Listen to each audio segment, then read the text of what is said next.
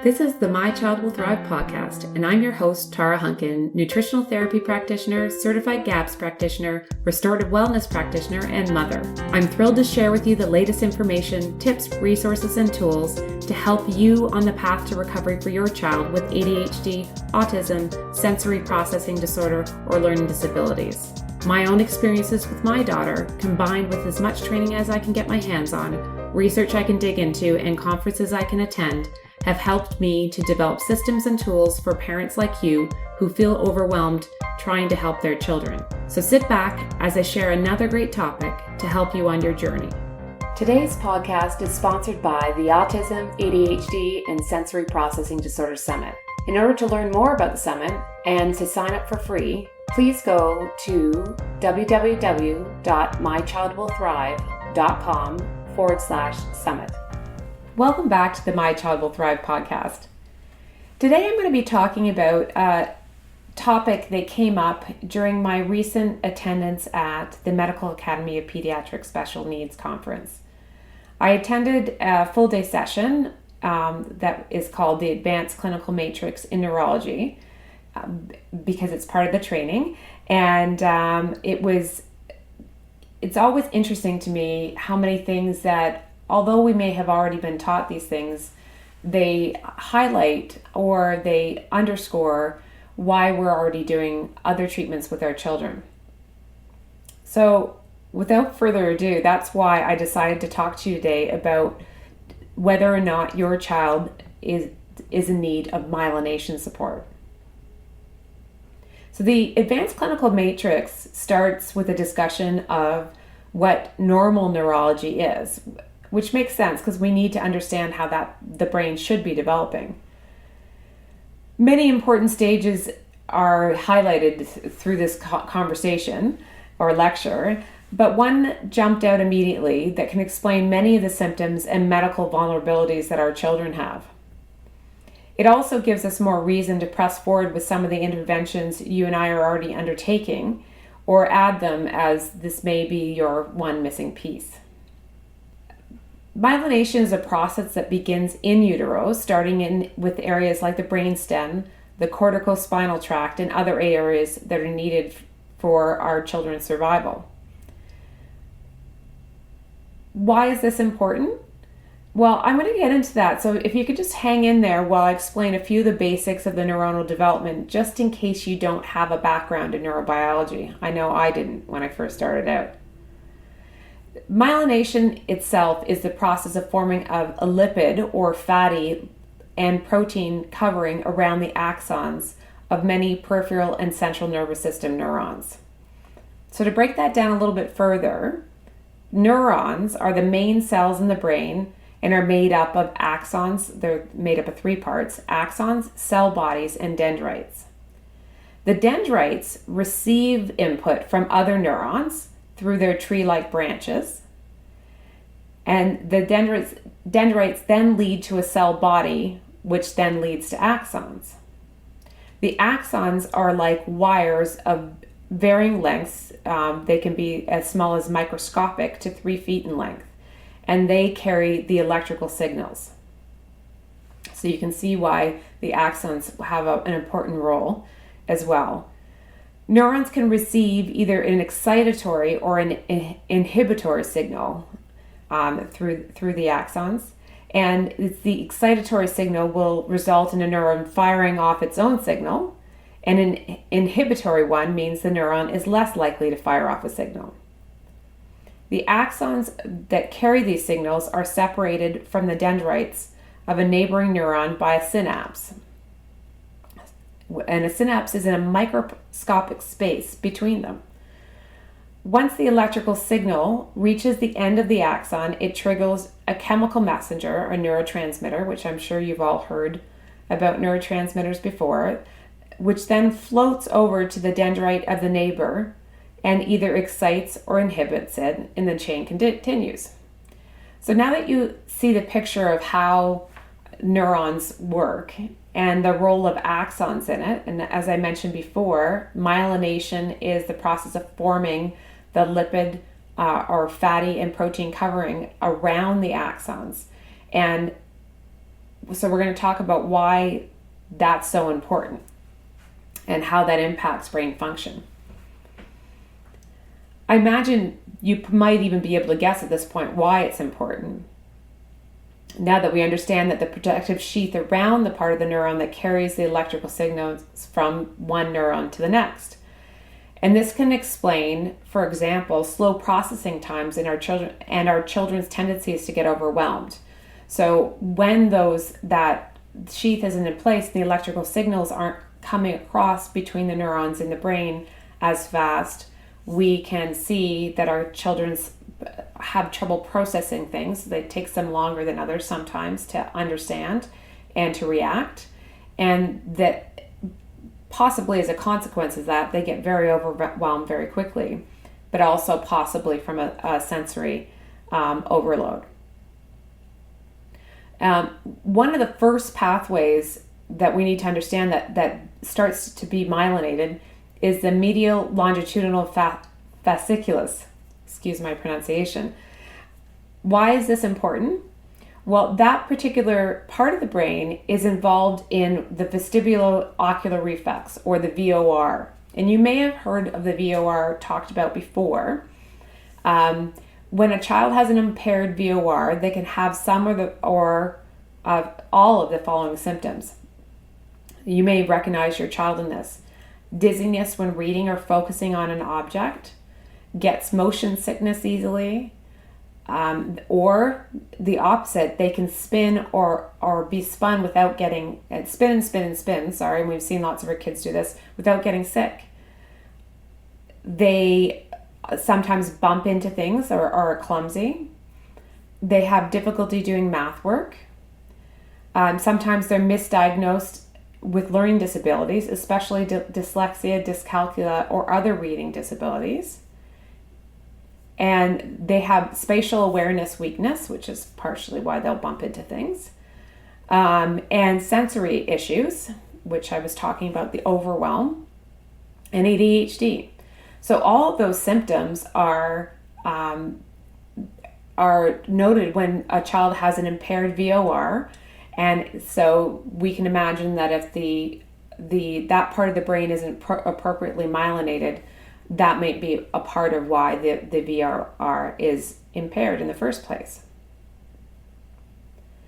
We also know that unmyelinated nerves are more vulnerable to neurotoxins. And I think we've had many conversations on this podcast as well as on the blog. And I'm sure you've heard from others about the impact of neurotoxins on our children. They seem to be more reactive to them. So what can we conclude from all of this? Well, the regression that's seen in some children with autism may be due to the impaired myelination and the impact of the toxins on those unmyelinated or less myelinated nerves and neurons and axons. And also it can be the result of nutritional deficiencies, and metabolic, autoimmune, and viral causes are also all possible. In the end, really what we all want to know is what steps we can take with your child to stimulate myelination or myelin repair in some cases. Interestingly enough, many of the items on this list that I'm going to give you are recommendations we see that support many other things that we're trying to do with our children. So there's a lot of overlap here, which probably lends itself to, again, what I mentioned earlier, is that a lot of the supports we have in place may also be helping myelination, which in turn may be the root for your child of why their processing problems happened in the first place. So the first thing that you will want to do is support the mitochondria. We take a lot of energy to myelinate, and we need to ensure that the little powerhouses, being the mitochondria, are working well to support those energy requirements. This is not something you've probably already heard before. Mitochondrial support and mitochondrial dysfunction is something that happens in many of our children. And again, what comes first, we don't know. all the time, but in the end, supporting the mitochondrial function tends to help many of our children. One of the supplements that you've probably already heard lots talked about is B12. Usually in the form of methyl B12 or methylcobalamin is recommended. This also will help support myelination, and in addition to that, or in combination with that, making sure your child is getting enough folate, which could be in the form of folinic acid or methylfolate, depending on your child's particular circumstances. If you look at the show notes for this episode too, I want to recommend that you take a look at them because I have put a number of references to articles that support these recommendations. The other thing that you want to make sure that your child is doing is eating or being supplemented with essential fatty acids. In particular, we want to make sure that aside from the typical omega-3 supplementation, that we're also ensuring that appropriate levels of DHA are in those supplements, as they have been shown to promote optimal brain function and development.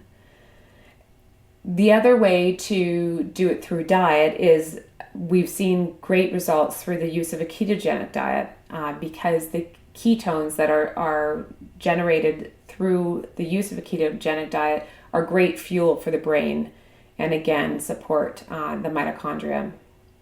One of the other things that we need to do is ensure that our children have optimal cholesterol levels, both in their diet and that they are maintaining optimal cholesterol levels themselves. And we notice that a lot of our children have low cholesterol for a number of different reasons, which I won't go in depth with today. But be sure to be checking with your practitioner to see that your child's cholesterol levels are appropriate, because in turn this will support healthy hormone production. And we're going to talk a little bit about thyroid as well. So we also want to make sure we're supporting healthy sleep in our kids. There have been plenty of studies that have shown that sleep is imperative to brain repair and regeneration. So we want to support healthy sleep in any way we can. And we want to, as I mentioned before, check to ensure that hormone levels are appropriate. In particular, the thyroid hormone is functioning optimally.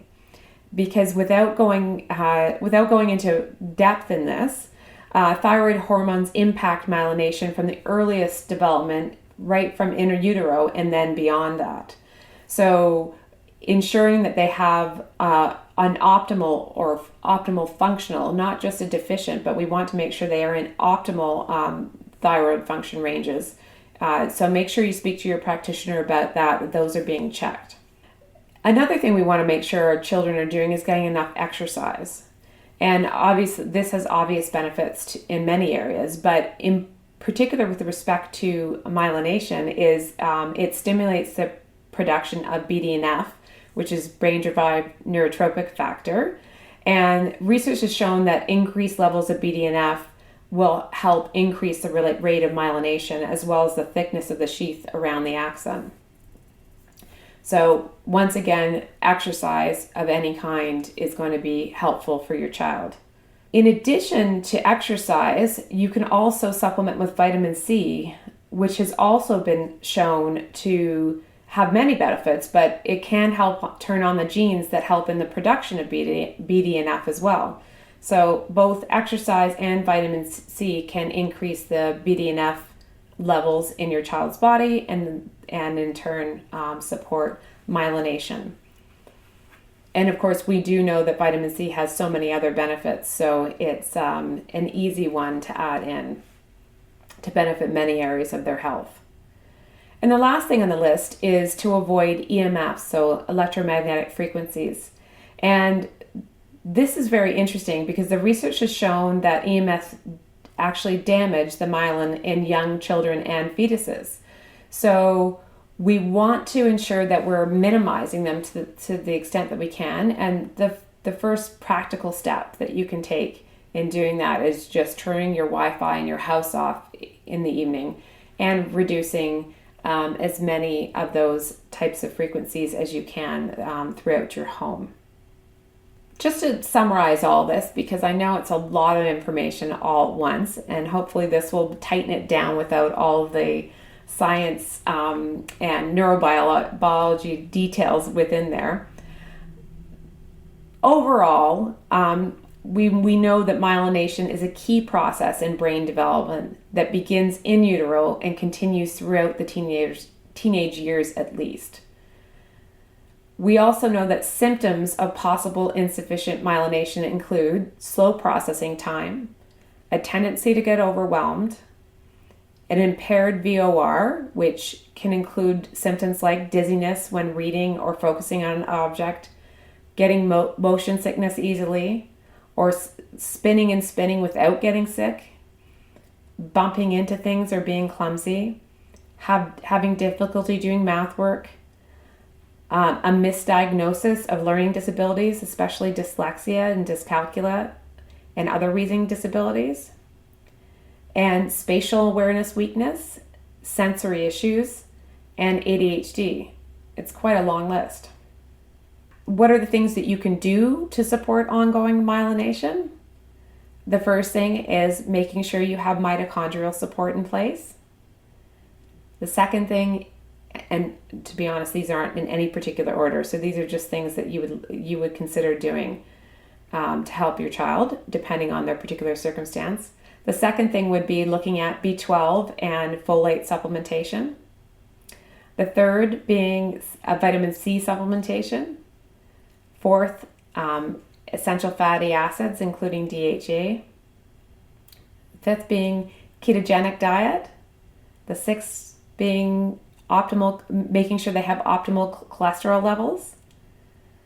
Then looking at optimal thyroid function and ensuring they have optimal sleep and that they're getting exercise and that we're doing our best to reduce their exposure to EMFs. Now, I know that's a lot of things, but I think when you look at that list, there are probably a number of things in there that you've already considered doing for other reasons, but in the end, they can also be supportive of that myelination. I would also recommend that you take a look at your child's history and see if the root is this early challenges in terms of getting proper myelination in the first place, because that will help you figure out where the root of your child's issues may be coming from, and then you can start tackling the pieces. Because if you go to the root of those problems, you're going to start to knock off the things that you need to do most for your child to help them move forward the best. Anyway, I hope this has been helpful for you today. I would love to get your feedback either on the comments on the blog, send me an email at info@mychildwillthrive.com and let me know what your thoughts are on this, or if you have more questions, I'd be happy to try and answer them. As always, I recommend you talk to your practitioner about anything that you learn and see where this fits into your treatment plan for your child. And I will be bringing some more thoughts from my time at the MAPS conference very soon. And so look out for more of this next week on the My Child Will Thrive podcast. Thanks for joining me today. My Child Will Thrive is not a substitute for working with a qualified healthcare practitioner. The information provided on this podcast is not intended to diagnose or treat your child. Please consult your healthcare practitioner before implementing any information or treatments that you have learned about on this podcast. There are many gifted, passionate, and knowledgeable practitioners with hundreds, if not thousands, of hours of study and clinical experience available to help guide you. Part of our goal is to give you the knowledge and tools you'll need to effectively advocate for your child so that you don't blindly implement each new treatment that comes along. No one knows your child better than you. No one knows your child's history like you do or can better judge what is normal or abnormal for your child. The greatest success in recovery comes from the parent being informed and asking the right questions and making the best decisions for their child in coordination with a team of qualified practitioners in different areas of specialty. That's a wrap. Thanks for joining me this week on the My Child Will Thrive podcast. I want to share with you the free tools I've created to help you on your journey. So head to mychildwillthrive.com/library to get free access now. And as they say, it takes a village. Join us in the My Child Will Thrive Village Facebook group, where you can meet like-minded parents and stay up to date on everything we have going on at My Child Will Thrive. This is Tara Hunkin, and I'll catch you on the next podcast or over at mychildwillthrive.com.